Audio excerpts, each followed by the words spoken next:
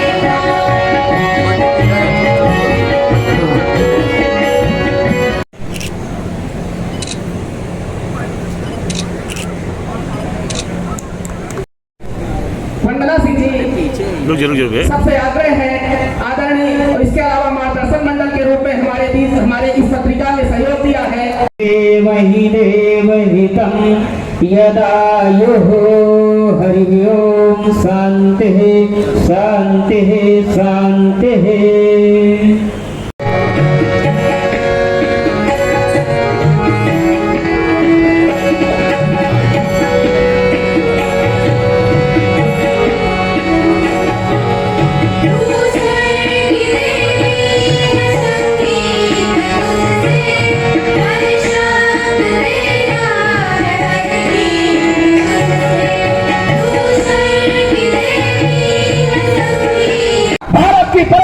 शिक्षा की सबसे बड़ा होता था, उस परंपरा को राष्ट्रीय शिक्षा नीति फिर से स्थापित करने जा रही है। गुरु की श्रेष्ठता स्थापित करने फिर से जा रही है, और इसलिए बदल रहे हैं, शिक्षा की व्यवस्था को बदल रहे हैं, लेकिन बदल करके हम विदेश से कोई प्रेरणा नहीं ले रहे हैं। हम भारत की धरती से, भारत की परंपरा से प्रेरणा लेने का काम कर रहे हैं, और एक बहुत बड़ी प्रेरणा हम ले रहे हैं, जहां पर भगवान श्री कृष्ण ने शिक्षा ग्रहण की थी। 64 कलाओं में उन्होंने अध्ययन किया था शांतिपनी आश्रम से। यदि हमको शिक्षा की जड़ खोजना है तो हम शांतिपनी आश्रम से खोजेंगे। यदि हमको शिक्षा की जड़ खोजना है तो हम तक्षशिला से खोजेंगे। यदि हम शिक्षा की जड़ खोजना है तो नालंदा से खोजेंगे, विक्रमशिला से खोजेंगे, और भाईशाले से खोजेंगे, जो अपने अपने समय के विश्व प्रसिद्ध विश्वविद्यालय होते थे, जहां दुनिया के लोग अध्ययन ग्रहण करने आते थे, शिक्षा ग्रहण करने आते थे। ऐसी श्रेष्ठ परंपरा को फिर से स्थापित करते हुए भारत को जिस स्थान पर पहुंचना है, इसलिए हम कई बार बात करते हैं कि आजादी के 75 साल पूर्ण हुए, लेकिन आजादी के जब 100 साल पूरे हुए तब का भारत कैसा होगा? 25 साल बाद का भारत कैसा होगा? ऊर्जा के क्षेत्र में कैसा होगा? शिक्षा के क्षेत्र में कैसा होगा? देश की सुरक्षा के क्षेत्र में कैसा होगा? और दुनिया के मंच पर शक्तिशाली भारत होगा तो कैसा होगा, और दुनिया को हम किस प्रकार से एकजुट रखते हैं, हम दुनिया को अपने साथ खड़ा कर सकेंगे। इसे भारत का निर्माण करने का संकल्प लेने का कोर्स की ताकत को। और जब सिकंदर के सामने सोचता है कि चंद्रगुप्त मौर्य की सेना बहुत शक्तिशाली है, कैसे आगे बढ़ेंगे। सेना के सेनापति आए, सैनिकों ने कहा हम नहीं लड़ेंगे, और इसे चंद्रगुप्त मौर्य की सेना से घबरा करके सिकंदर ने वापस अपनी धरती पर लौटने का निर्णय किया। एक प्रकार से सिकंदर भारत की धरती पर पराजित हुआ। सिकंदर भारत की धरती पर घुटने टेक कर रखा। और बाद के इतिहासकारों ने और स्वतंत्रता के बाद के इतिहासकारों ने भी हमारे बीच में एक छाप छोड़ दी कि जो जीता वो सिकंदर, विश्व विजेता सिकंदर, सिकंदर महान। और भारत में जो लोग गए हैं वो निश्चित रूप से इस विद्यालय की मिट्टी की उपलब्धि है। और इसलिए मैं कई बार कहता हूं कि भारत की परंपरा में, अपनी शिक्षा की व्यवस्था में ये बीच का कालखंड छोड़ दो। 1835 से लेकर के तो आजादी तक का कालखंड छोड़ दो। उस समय की जो शिक्षा पद्धति एक दी गई थी, हम पर थोपी गई थी, वो विशुद्ध रूप से अंग्रेजों ने हिंदुस्तान पर ज्यादा समय तक राज्य कैसे कर सके हम, और इससे भारत के नागरिक कैसे बने, उस खोज खड़ी करने के लिए वो शिक्षा पद्धति बनाई थी।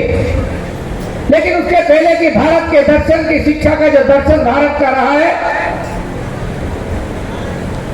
उसमें प्रकृति और संस्कृति को आधार मानकर शिक्षा देने की परंपरा रही है। और इसलिए दुनिया के लोग भारत की धरती पर शिक्षा ग्रहण करने आते थे, और भारत विश्वगुरु कहलाता था। और केवल भारत शिक्षा के क्षेत्र में ऐसा नहीं है, भारत आर्थिक रूप से भी संपन्न था। और इसलिए दुनिया के लुटेरे हिंदुस्तान को लूटने आए हैं। दुनिया के लुटेरों केवल ईसा के बाद नहीं, ईसा के पूर्व से भी हिंदुस्तान को लूटने का चक्र चलता रहा। क्योंकि दुनिया की सारी आर्थिक स्थिति थी, उसमें 50% से ज्यादा अपने देश की हिस्सेदारी होती थी, भारत की हिस्सेदारी होती थी, और बाकी में सारी दुनिया समा जाती थी। ऐसा संपन्न और शक्तिशाली देश, और ऐसा शिक्षा के क्षेत्र में विश्व को ज्ञान देने वाला देश रहा है, तभी तो लोग शिक्षा ग्रहण करने आए थे। तभी तो दुनिया के लुटेरे अपनी आर्थिक संबद्धता को देख करके, संपन्नता को देख करके अपने देश को लूटने आए थे। और इसके ईसा के 550 साल पहले इस धरती पर एक ईरान से लुटेरा आया, हकमनी नाम का, फिर उसका बेटा आया। बहुत छोटे से हिस्से पर उसने अपना साम्राज्य स्थापित करने की कोशिश की, लेकिन जो तीसरा लुटेरा आया, जो शायद हमारे देश के मन मस्तिष्क उसकी छाप को ऐसी स्थापित कर दी जैसे उसने भारत पर राज्य स्थापित कर लिया हो, वास्तविकता से भिन्न छाप छोड़ने की कोशिश की गई। दुनिया का उस समय का सबसे शक्तिशाली भारत उसको जीत नहीं सका, वो विश्व विजेता कैसे हो सकता था? जो पराजित हुआ वो विश्व विजेता कैसे हो सकता था? जब पराजित हुआ उसको जीता हुआ सिकंदर कैसे कहने की परंपरा डाल दी? दुर्भाग्य से इतिहासकारों ने भारत के शौर्य और पराक्रम को तल करके योजनाबद्ध तरीके से वो सब लिखने का काम किया, क्योंकि इतिहासकार अंग्रेजों के आधार पर चलने वाले इतिहासकार थे। वो लुटेरा यूनान की धरती से आया था, दुनिया को लूटता लूटता चला था। अफगानिस्तान वाला क्षेत्र जब हिंदुस्तान का होता था उस पर आया था। ईरान के जिस लुटेरे ने थोड़ा राज्य लूटा था उस पर उसने साम्राज्य स्थापित किया था।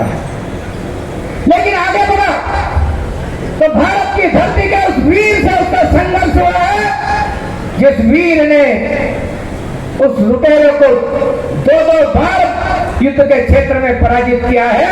ऐसा पौरुष था जो उसने अलेक्जेंडर को पराजित किया था। बाद में उसको उन्होंने सिकंदर के करके उसका मान आनंदित करने का काम कर दिया। लेकिन फिर आगे बढ़ा, पौरुष से समझौता करके फिर आगे बढ़ा। चंद्रगुप्त मौर्य की सेना सामने खड़ी थी।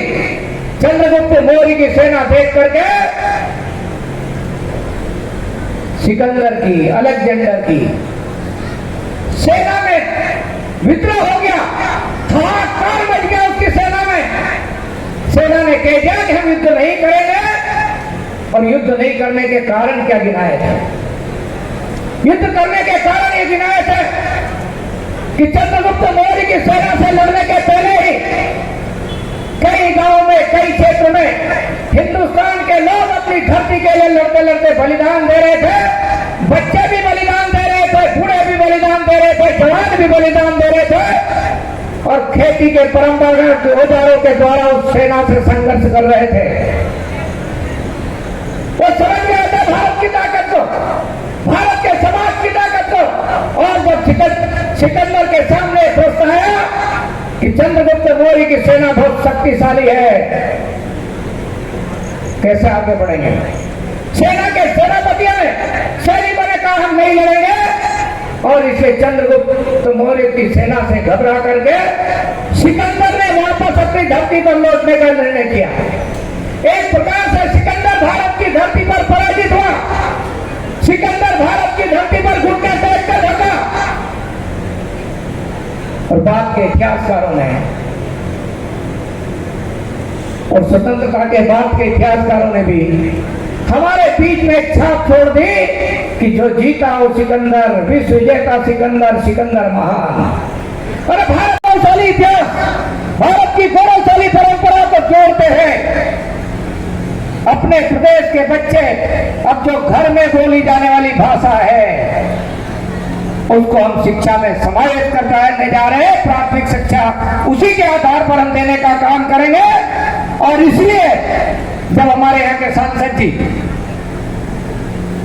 काय में बोल रहे थे, बघेली में बोल रहे थे, हमने तय किया है कि जो बच्चे बघेली में प्राथमिक शिक्षा लेना चाहेंगे उनको बघेली में शिक्षा दी जाएगी। जो बच्चे बुंदेली में पढ़ना चाहेंगे बुंदेली में शिक्षा दी जाएगी। जो बच्चे मालवे में पढ़ना चाहते हैं उनको मालवे में दी जाएगी। जो निमाड़ी में पढ़ना चाहते हैं निमाड़ी दी जाएगी। और जो बच्चे भीली में पढ़ना चाहते हैं उनको भीली में शिक्षा दी जाएगी। जो बच्चे गोंडी में पढ़ना चाहते हैं गोंडी में शिक्षा दी जाएगी। जो बच्चे गोरखी में पढ़ना चाहते हैं गोरखी में शिक्षा दी जाएगी। 7 भाषाओं के आधार पर मध्य प्रदेश की प्राथमिक शिक्षा को देने का काम हम करने वाले हैं। किताबें लिखने का काम बहुत तेज गति के साथ चल रहा है। थोड़े समय बाद आप सब लोगों के सामने वो व्यवस्था लागू होने वाली है, एक ऐतिहासिक परिवर्तन के साथ। और भाषा का गर्व का विषय मैं इसलिए मानता हूं कि भाषा का हम सबको गर्व होना चाहिए, अपनी मातृभाषा का। देखिए, राष्ट्रीय शिक्षा नीति ने कहा कि मातृभाषा में शिक्षा दी जाएगी। देश के किसी हिस्से से विरोध नहीं हुआ। और नहीं तो हिंदुस्तान तो ऐसा है कि यदि हमारी सेना पराक्रम करे तो उससे प्रश्न पूछे जाते हैं। यदि हमारे वैज्ञानिक वैक्सीन का निर्माण करे तो जब तक दुनिया के दूसरे लोग उसकी पढ़ाई नहीं कर दे तब तक हिंदुस्तान के लोग विरोध में खड़े रहते हैं। उस देश में राष्ट्रीय शिक्षा नीति 2020 का व्यापक समर्थन हुआ है। और यही हुआ है कि हम अपनी मातृभाषा में शिक्षा देने का काम आगे बढ़ेंगे।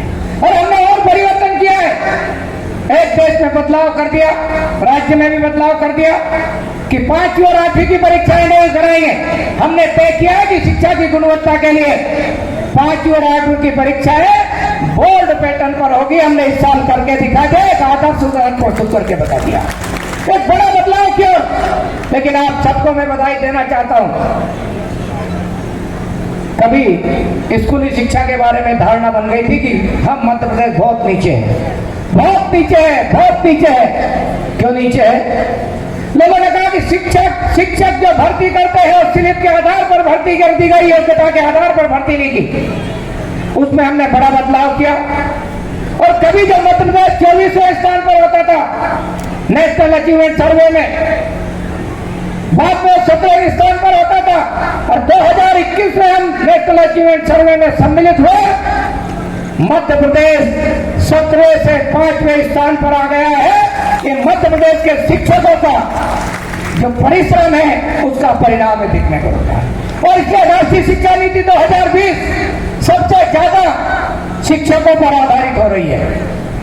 और इसलिए मैं कहना चाहता हूं कि भारत की परंपरा से कुछ चीजें हमको उठानी पड़ेगी, लेनी पड़ेगी।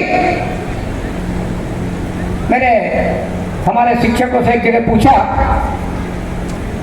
कि एक व्यापारी अपनी पेड़ी पे जाता है तो क्या करता है। किसी ने कहा कि वो अपनी पेड़ी को प्रणाम करता है। एक किसान अपने खेत पर जाता है, बोनी करता है, तो मैंने पूछा क्या करता है, बोले किसान अपनी धरती को, माता को प्रणाम करता है। लेकिन एक शिक्षक स्कूल में जाता है तो क्या करता है, जवाब नहीं दिया। फिर एक जो जिला शिक्षा अधिकारी बनकर कहा कि सर मैं जब पढ़ाता था